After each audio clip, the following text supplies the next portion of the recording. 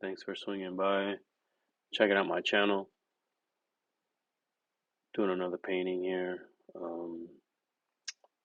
Having a little difficulty with some music, so I decided to do a little bit of a voiceover.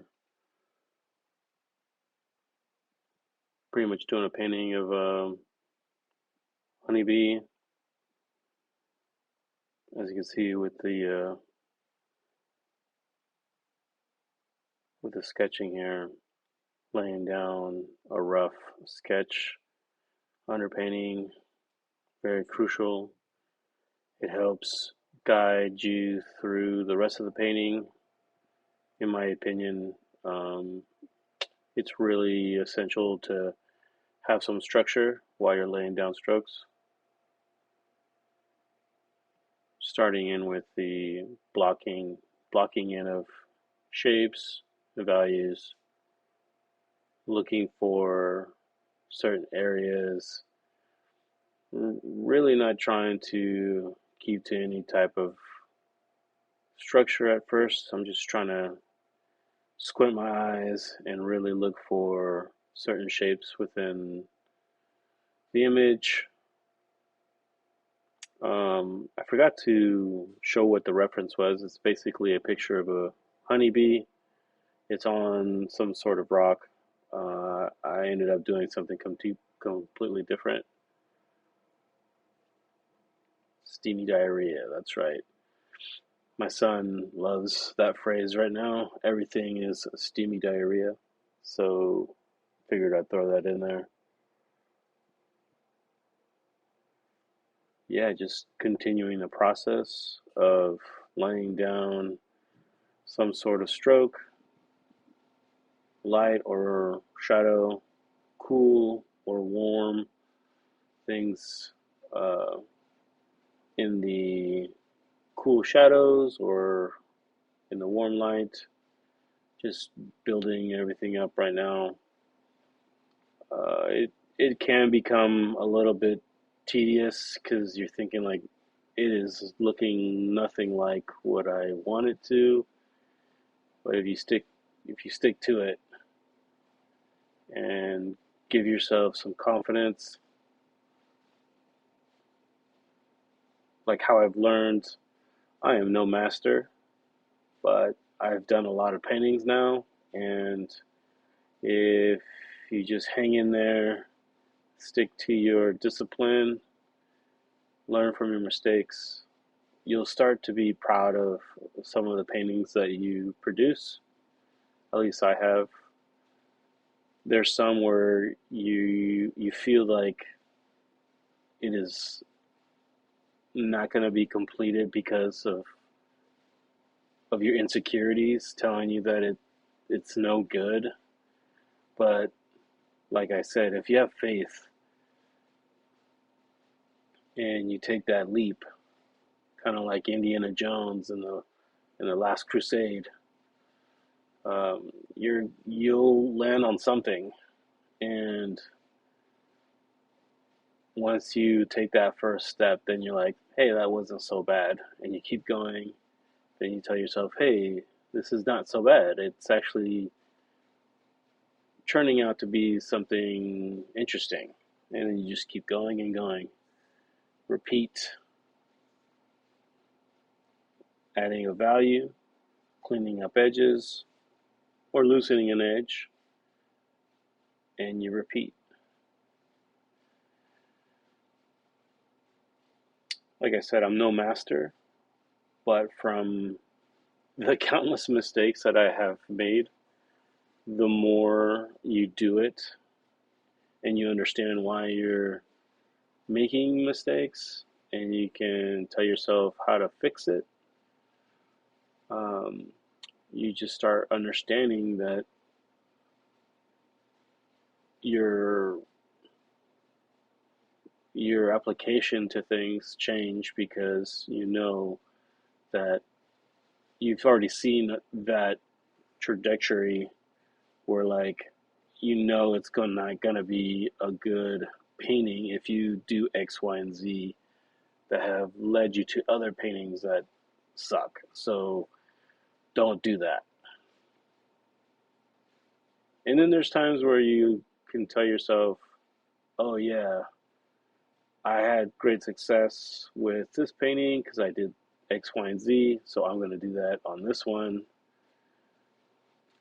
But it's real easy to keep doing the same thing over and over and over again. So uh, that's why you do a whole bunch of paintings so you can experiment and play around. This one is me definitely playing around. 4x4 is not a size that I typically use unless I'm drawing in my sketchbook. So it allowed me to be a little faster in painting. This one, I think all together was under an hour. So that was a lot of fun. It's probably been twice that with this video and doing the videos with all the editing and like now the problem with music and having to narrate everything. So as it so it how it indicated in the little title boxes there that I was playing around with. This is all real time, and I'm letting it go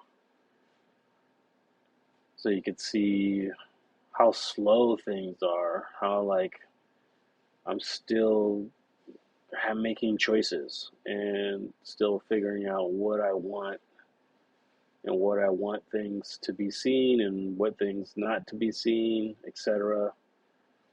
It takes time. It's not something that you just kind of like throw out there.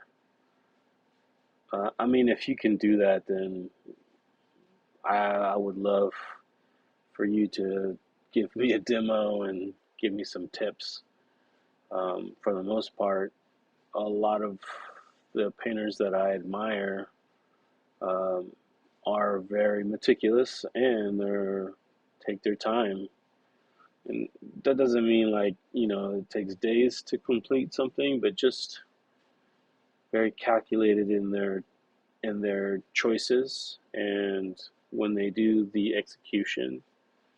Like I think my next step is just kind of being aware of my how many paint strokes I lay down and how can I simplify the strokes and how can I make it make more out of less to have more of a unique look. I still feel like a lot of my paintings are amateur and elementary at times. Uh, my journey is going to be a long one. I'm nowhere near where I want to be, but that's not necessarily uh, a thing that I look at and say that is a bad thing. Uh, I'm okay with progress being for a long time because I look back at my very first pieces of artwork and they suck. Even the drawings or paintings, whichever, they were really bad. And so where I, the where the level I'm at now, I'm happy. I'm happy that I have continued to grow and continue to get better. Um, I am no longer in competition with anyone, and I feel really liberated in that sense. Uh, Earlier in my life, I just felt like I had to compete with everyone, and it was just like so much stress and so much pressure. And I don't know when it happened, but I just was like, you know what? You know, F everyone. This is my thing. This is what literally saved my life. So why should I have such a stressful time with this? It has. This is something that has brought me so much joy. I think in all aspects, whether if it's for profession or not, it's something that will always be with me. So why should I fight with it so much to where like I don't enjoy it anymore? So I just say you find your purpose on what you want to use your skill set for and make time for yourself, which means making art for yourself. And I feel like this time in my life, I can actually do art for myself versus for someone else or for some dumb game or,